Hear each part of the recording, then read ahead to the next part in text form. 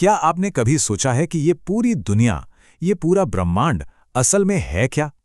आज के इस विश्लेषण में हम एक बेहद गहरे रहस्य से पर्दा उठाने वाले हैं।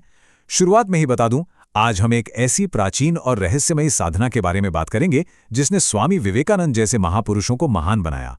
और फिर देखेंगे कि कैसे ये सीधे तौर पर आज की मॉडर्न क्वांटम फिजिक्स से जुड़ती है। तो चलिए, बिना किसी देरी के इस दिलचस्प सफर को शुरू करते हैं। सबसे पहले एक ऐसा सवाल जो हमारी पूरी वास्तविकता को हिलाकर रख सकता है। क्या यह ब्रह्मांड सिर्फ एक विचार मात्र है? जरा कल्पना कीजिए, हमारा अस्तित्व और जो कुछ भी हम अपने आसपास देखते हैं वो सब शायद किसी एक परम ब्रह्मांडीय मस्तिष्क के भीतर चल रहा एक गहरा विचार हो सकता है। ये सच में एक ऐसा रहस्य है जिसने सदियों से विज्ञान और आध्यात्म दोनों के दिग्गजों को चौंका कर रख दिया है। और इस ब्रह्मांडीय रहस्य को समझने के लिए जब हम प्राचीन ज्ञान की ओर मुड़ते हैं तो महर्षि पतंजलि के योग सूत्र का एक बहुत ही शक्तिशाली अवलोकन सामने आता है। उन्होंने कहा था कि जब मन किसी एक विचार पर पूरी तरह से टिक जाता है और हमारी दृष्टि बिल्कुल स्थिर हो जाती है तो हमारे भीतर एक ऐसी ऊर्जा पैदा होती है जो उस विचार को कल्पना की दुनिया से निकालकर सीधे असल जिंदगी की वास्तविकता में बदल देती है। मतलब ये कोई हवाई दार्शनिक बात नहीं है, ये पूरी तरह से ऊर्जा का एक सटीक विज्ञान है। अब जिस स्थिर दृष्टि की बात पतंजलि कर रहे थे उसे ही त्राटक कहा जाता है। ध्यान दीजिएगा, ये कोई आम मेडिटेशन नहीं है, ये एक ऐसी गुप्त साधना रही है जिसे स्वामी विवेकानंद जैसी महान हस्तियों ने जीवन भर अपने रूटीन का हिस्सा बनाए रखा। असल में यही वो रहस्य था जिसने उनके विचारों में दुनिया को बदल देने वाली वो आग, वो गजब की स्पष्टता भर दी थी। सदियों तक इस साधना की असली ताकत को आम लोगों से छुपा कर रखा गया, जिसे अब हम यहाँ डिकोड कर रहे हैं। और सबसे मजेदार बात तो ये है कि इसी प्राचीन रहस्य को आज का आधुनिक विज्ञान क्वांटम सुपरपोजिशन कहता है। ये एक ऐसा सिद्धांत है जो बताता है कि कोई भी वस्तु एक ही समय में अनंत संभावित अवस्थाओं में मौजूद रहती है, एक तरंग या वेव के रूप में। लेकिन जैसे ही उसे ऑब्जर्व किया जाता है, यानी उस पर चेतना की दृष्टि पड़ती है, तो वो तुरंत एक निश्चित वास्तविकता में बदल जाती है ना कमाल की बात? ये बिल्कुल वैसा ही है जैसा त्राटक की प्रक्रिया में होता है। इन दोनों की तुलना करना सच में हैरान कर देने वाला है। एक तरफ हमारे पास 1935 का एरविन श्रोडिंगर का मशहूर थॉट एक्सपेरिमेंट है जहां हवा में उछला हुआ एक सिक्का संभावनाओं की तरंग में होता है, और दूसरी तरफ हमारा प्राचीन तंत्र शास्त्र है जो कहता है कि हमारी वास्तविकता केवल और केवल हमारे चेतन अवलोकन से ही अपना भौतिक आकार लेती है। दोनों ही इस बात पर पूरी तरह सहमत हैं कि ब्रह्मांड तब तक सिर्फ एक संभावना है जब तक कि उस पर गहरा ध्यान केंद्रित न किया जाए। अब योगिक दृष्टिकोण इस पूरी वास्तविकता को 3 अलग अलग स्तरों में बांटता है। सबसे पहला है हमारा भौतिक जगत या पदार्थ, जिसे ब्रह्मा द्वारा दर्शाया गया है, यानी हमारी ये ठोस वास्तविकता जिसे हम छू सकते हैं। दूसरा है महाशून्य, जो समय और किसी भी आकार से बिल्कुल परे है, जिसे शिव या महाकाल का रूप माना गया है। और अब सबसे अहम बात, इन दोनों के बिल्कुल बीच में आता है हमारा प्राण या हमारी सांस, जिसे विष्णु द्वारा दर्शाया गया है। मतलब हमारी सांस ही वो इकलौता पुल है जो हमारे इस भौतिक शरीर को उस असीम ब्रह्मांडीय शून्य से जोड़ती है। और इसी से जुड़ा हुआ एक बहुत ही गहरा सत्य निकलकर सामने आता है।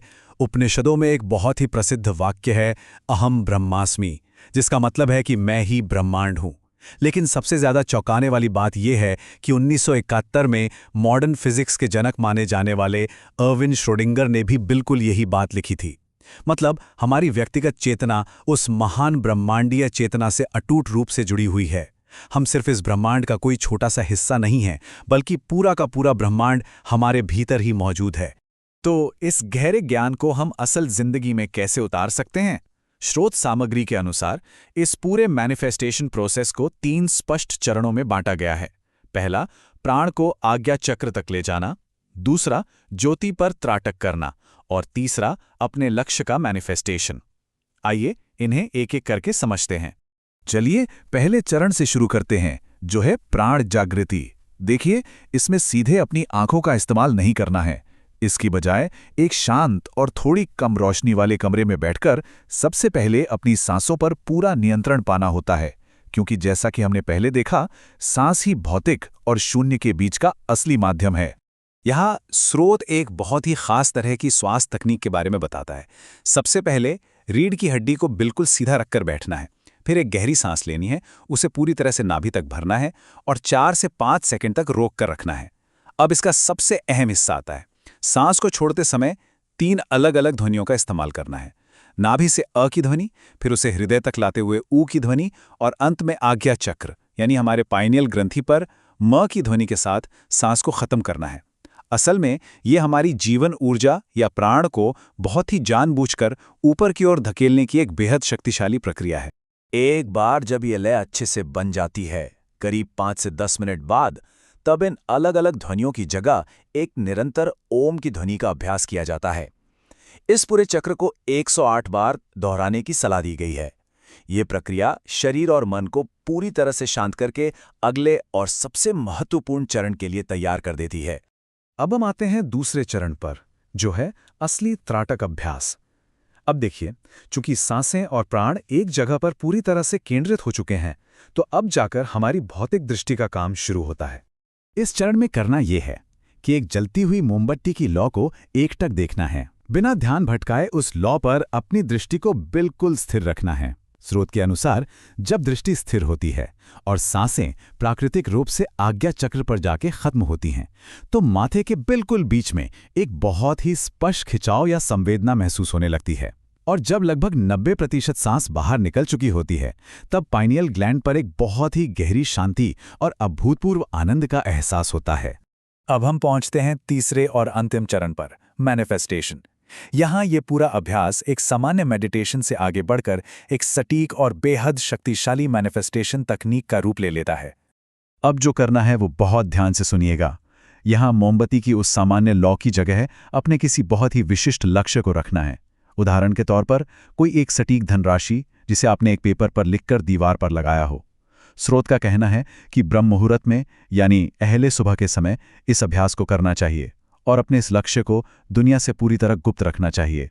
अब उस लिखे हुए लक्ष्य पर अपनी दृष्टि टिकानी है, फिर आंखें बंद करके आज्ञा चक्र पर उसी ऊर्जा और खिंचाव को महसूस करना है।